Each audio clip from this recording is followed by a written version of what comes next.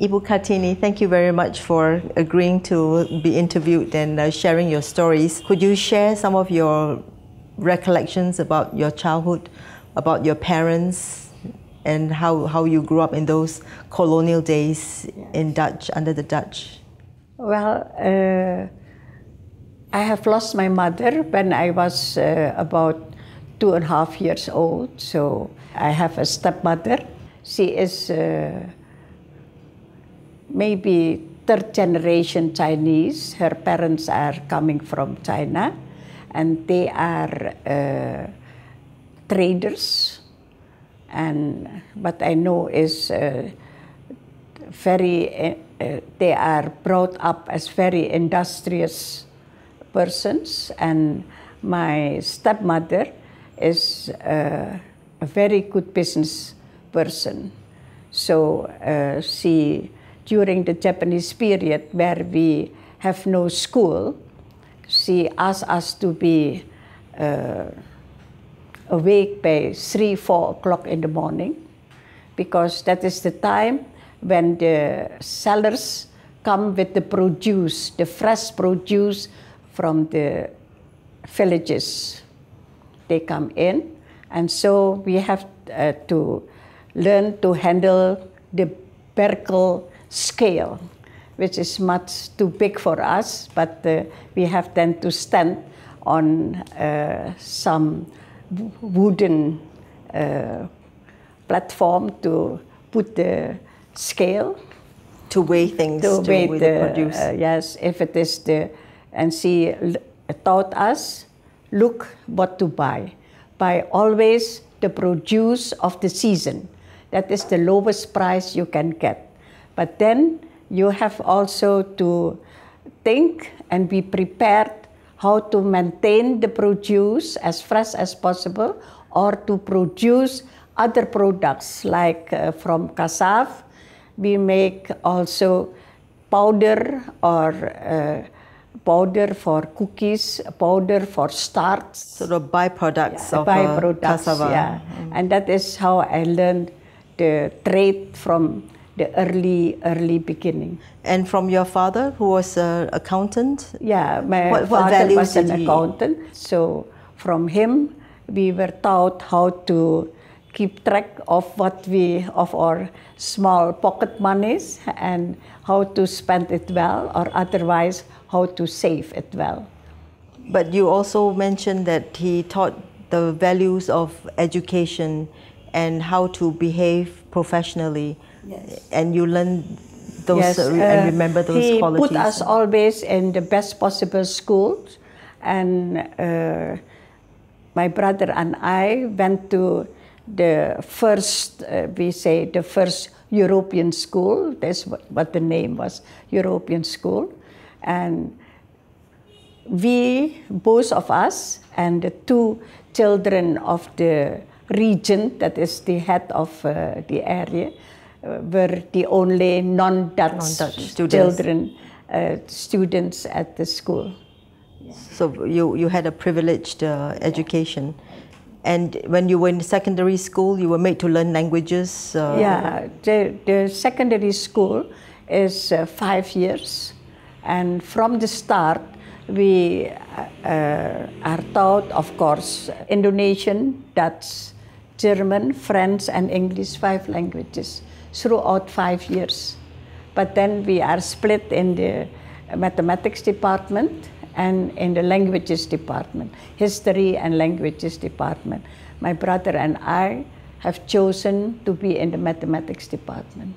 My father said that although I aspire to be a lawyer, but he said, for lawyers you need logic, and with mathematics you get logic. I see. So you aspired to be a lawyer from a very young age? Yes, that's right. And how did that come about? What made you want to become a lawyer?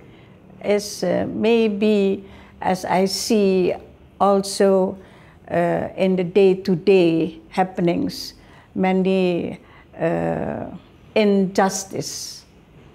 And that is what I want to fight against. And you actually managed to get into law school, and you also said you wanted to be independent from your father's financial help and all that. So because at that time my father was he was what we call in the Dutch system equalized with the Dutch. So you can be nationalized as a Dutch, so you are entirely a Dutch citizen, or having the equal rights as the Dutch. That is the second possibility. And he opted that in order to be able to send us to the best schools. But at one time he was also offered the chance to become a Dutch citizen, but he turned it down. It is not that he was offered, but it was possible legally. Oh, legally, okay. Yeah, but he chose.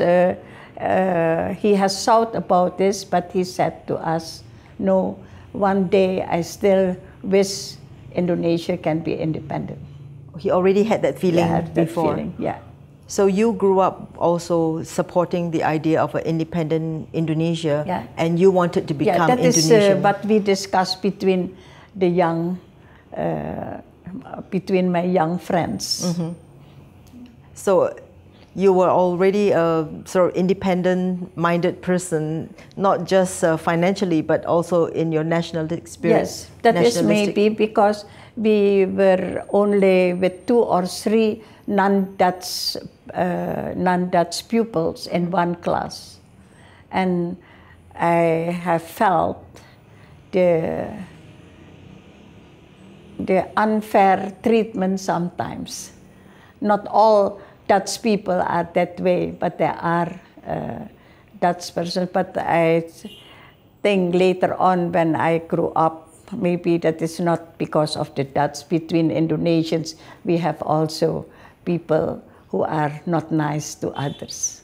Can you tell us about the period of the Japanese invasion? At that time, it is not only that the Allied forces won against the Japanese, but also that we then felt, we Indonesian people felt, that we have to fight for our independence. It is now or never. Since I was in the student army, so I can appreciate what is independence. Yeah, but then we have not fully realized in our young years that independence brings also duties and obligations, you see. And sometimes in our eagerness for independence, we forget that. But then we feel there's a lot of responsibility coming along with independence. Mm-hmm. But that is also because of my years of growing up. Which changed with independence and, you know, all that. So can you tell me that what you were doing during that time in the 50s, and you were studying law, and after you graduated, you were appointed as a judge? Well, I was lucky to be accepted at the University of Indonesia, but I don't want to burden my parents, so I try to financial independence enough, to pay for all my personal expenses. And somebody then invited me to join them for a meeting in the city. That is, we call the business center, in the city. And there is an organization, it is called Chandranaya, and every 2 days in the week, they are advocates, practicing advocates who give free legal advice. And people who come there are the one who can't afford lawyers, of course. And then the law students are there to assist. Then the senior lawyers will say, well, if there was a lady who complains about her husband being detained already for several months, and there is no solution in how to free him, And so then the advocates will assign one of us to investigate with the police what are the reason of the detention. To follow up the case. To follow up, and then what is then our opinion as to how to free them or to find a solution. So this is a pro bono. Pro bono, right? Service of that is called Chandranaya. Chandranaya is in fact set up by the Chinese community as an community house. Well, like all, there are many. That is maybe a common practice of the Chinese to have an association and where they can come together. And number one is what they speak is about education, and then help for the poor. Right. Yes, and also medical help, and we have schools for schools from the elementary school until high school, and also courses.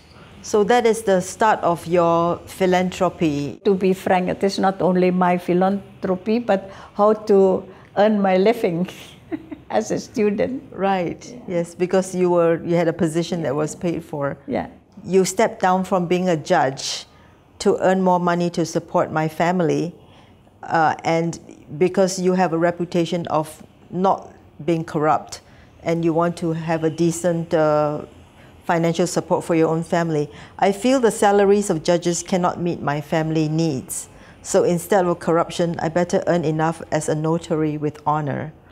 So that's why you became a notary. Yeah, but because the notary system is different than the system of the notary system in Singapore or the British system. It is more the European, the Dutch, French, German system as a notary public. Yes, because it has something to do with the quality of evidence. Notarial deeds, they have full value as evidence in court. Can I ask you, how difficult was it for you to stay incorruptible when the legal system in Indonesia has always been criticized as being corrupt? Yeah, but in my time, maybe not so corrupt yet, you see, because there are still old judges, you see, with the strong and steady principles, you see, of honesty and justice. Yeah. And what happened down the road that it became more corrupt? Maybe because of the salary system, you see. Of course, that is an excuse.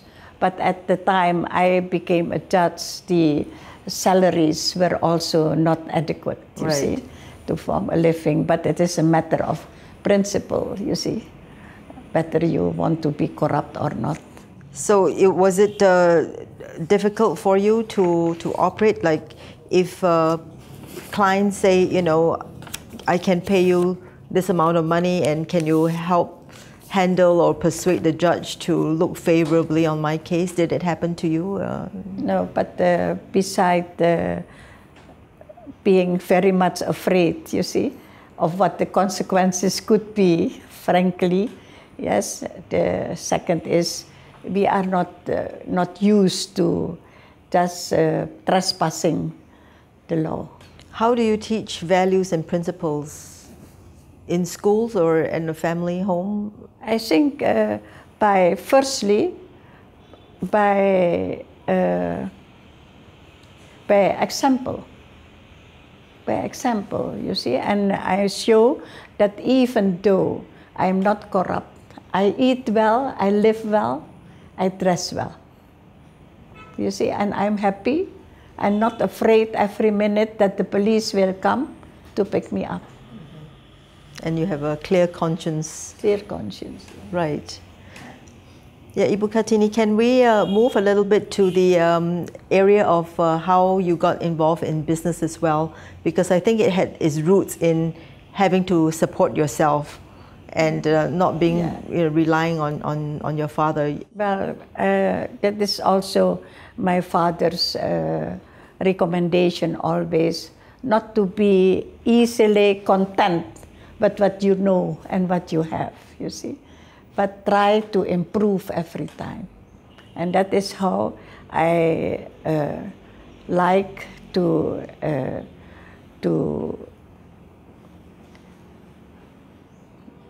dress properly and to do and to maintain your health and skin, you see. And so I have been working during my student time. I was working in a beauty salon owned by, that is a Dutch lady, but she is married with an Indonesian doctor here. And she has taught me how to make cosmetics. Yes, and that is how I took over her cosmetic when she went back to Holland. And so I bought the trademark. It is called Wilja Fiege. Yeah. And I made the products. And I have my own beauty salon. Yes, from hair and body. And that was the foundation that became Tempo. And then there was a pharmaceutical company, cosmetic company, it is PT Tempo. The owners, they planned to move to Holland. And so it was for sale.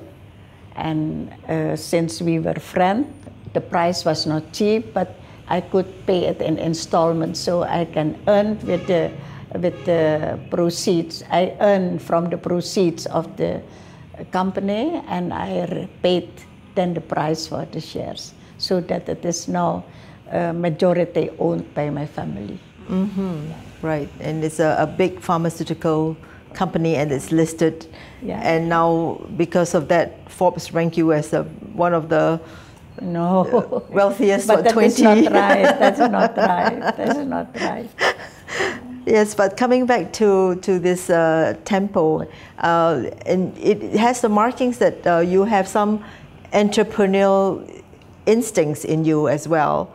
You know, you wanted to become a businesswoman. Maybe because the situation that I am brought up in a not financially strong family environment, yes, and I know how my father works very hard. He is an accountant, but he gives also lessons, you know, and he comes home sometimes only at 5 o'clock in the afternoon, but then 6 o'clock before dinner time, he has 2 or 3 students to teach accounting, and he has also classes in several other schools for accounting. So he worked long hours. Long hours, yeah. And you probably felt you understood what it was like not to have money. Yeah. So it was a motivation for you as well. Yeah, correct. And you had some interest in real estate. You were buying some properties. That comes along. That if there are good deals, that is my commercial instinct, then I bought little by little. Just borrowed from the bank and sold it when the money... Hardly borrowed. I just buy it in installments and pay it off from salary and from other income. And during your long years in the legal field, do you reflect on it, and what were the most difficult cases or the most difficult time that you had to deal with? Every case is difficult. You see, there is no easy case. Yeah. Every case is difficult, but you have to try in good faith and in an honorable way to reach a solution. You see, and this decision making, positive decision making, you get by training, and then you get a sixth sense in which direction you have to think.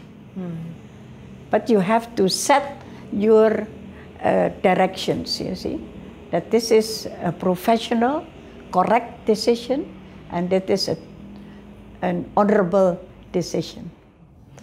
And can I just ask you, since you talk about how young you are, Ibu, how do you keep this demanding schedule? You'll be turning 85 in May this year, in 2015. I thank God for the training during my earlier years, you see, and maybe that keep me going.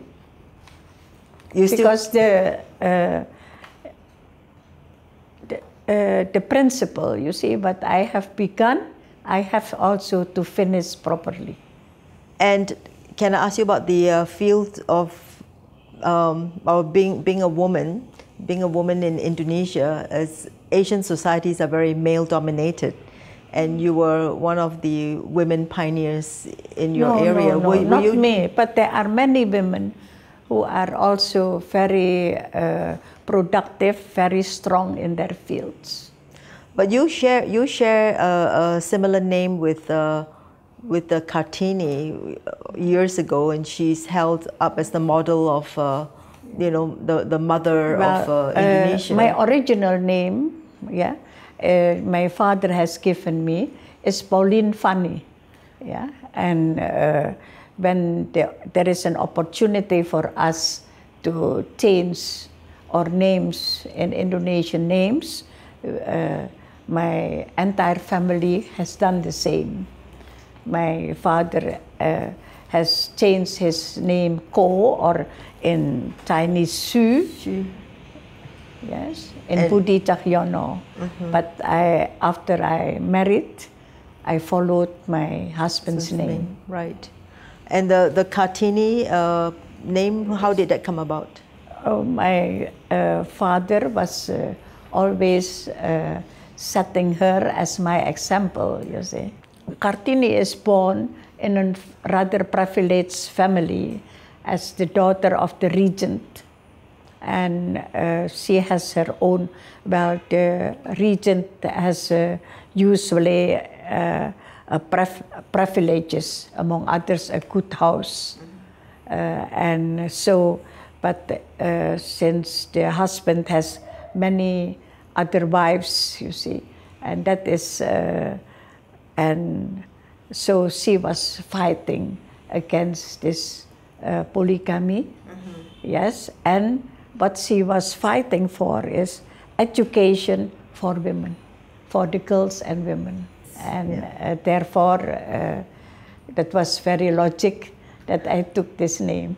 Can I ask you about the leadership in Indonesia? You have Sukarno as president, and then he was very leftist leaning. Then he was taken over by Suharto, who was 32 years in power. And then you had a series of presidents since then. What are the qualities, the good qualities of the different presidents? I very much admire Bung Karno. And if you think, you see, that now our whole nation is based on Pancasila, the 5 norms, the 5 fundamentals. Right. That is a genius, you see, to be able to pick up and to elaborate on those 5. It's really a genius, and until today, that is, I admire it very much. And when I see this, I moved, that God has given us such a spiritual leader. And until now, Pancasila is the motive why we are still together, despite differences, despite the diversity. Right. You see, that is really, really very far-sighted. And he was an engineer, mind you. Right. And what about President Suharto? He was in power for a long time. Were there any good qualities as a leader? We would say, you see, we should thank God, you see, for such leaders, you see. Suharto, as a human being, he has his, of course, his weaknesses. Yes. But in other way, he has helped the nation to stay together, to unite. To progress. Yeah, to progress, yes. Despite all the disturbances, you see, like the communistic trials to come back, you see, yes. And yes, he was a military man, yes, but he tried to also enhance, promote our economy and finance. And yeah, during these endeavors, there are of course assistants and helpers, you see, who have done things which we afterwards can say, but that was corruption and this. But yes, he is just a human being. And what do you think that you can teach the young generation for Indonesians? What kind of advice would you be giving them? And some of them may grow up to be leaders. Equip yourself with knowledge, but choose that kind of knowledge what you really like to do. You see, if you are interested in some field, you see, develop it, and how to make the best product of it, you see, so that it can be successful. Yeah, but number one, stay honest.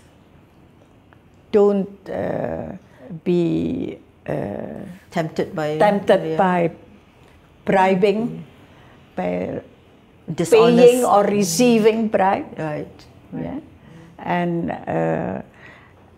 and stay as much as possible within the truth. Can I ask you as a final question, what legacy you like to leave behind for your children and for the new generation of young Indonesians? Yes, that either male or female, we can be good professionals, and nothing can impede on us to live properly, provided that we can equip ourselves with the means to get a good occupation, you see, and to have a family life where all the members of the family are respecting each other's properly. Right. Thank you very much, Ibu Kartini. Very helpful. Thank you. Thank you for the patience.